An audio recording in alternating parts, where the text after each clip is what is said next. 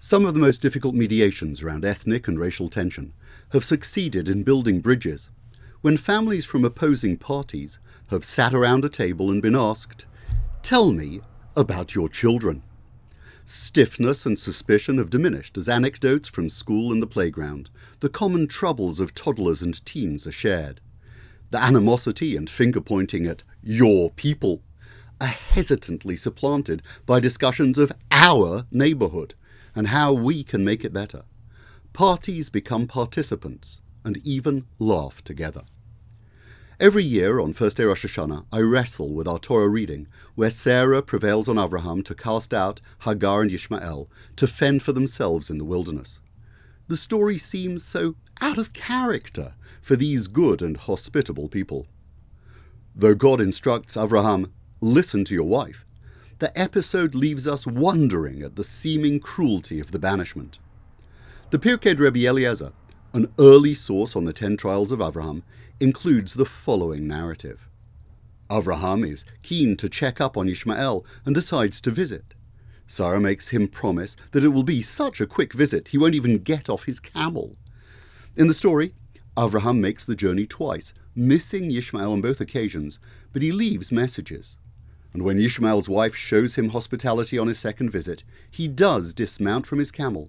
He davens and fills Ishmael's house with bounty. We're told, "V'yada Yishmael she'ad achshav rachmei aviv alav, karachem av al banim." Ishmael knew that his father had never stopped feeling compassion. From the outset, the Torah had made it clear that Hashem did not give up on Ishmael. In this and other stories, the rabbis were anxious to send the message, nor did Avraham. Avraham did not give up on Ishmael either. Karachem av al banim, a father's mercy for his child.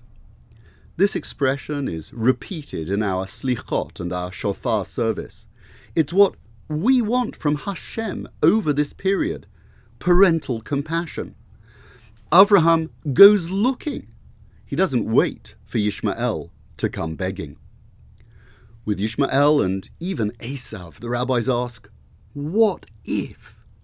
What if we had treated them differently? They may accept the harsh pragmatism of the moment, but there is unease, a bad taste. Casting people aside, splitting families is suboptimal. Today's world is one where we talk of cancelling people. People are cancelled, vilified for what they've done, even said or written, for expressing a view contrary to a neo-orthodoxy that champions a highly exclusionary notion of diversity. Compassion, care, concern are jettisoned.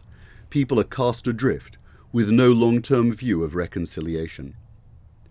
In Israel, as never before, there are deep rifts and escalating, disparaging rhetoric in an increasingly polarized society. There is a hopeful poignancy that demonstrators and counter-demonstrators both parade the same flag, but the outstretched hands are pointing their fingers, not extending welcome.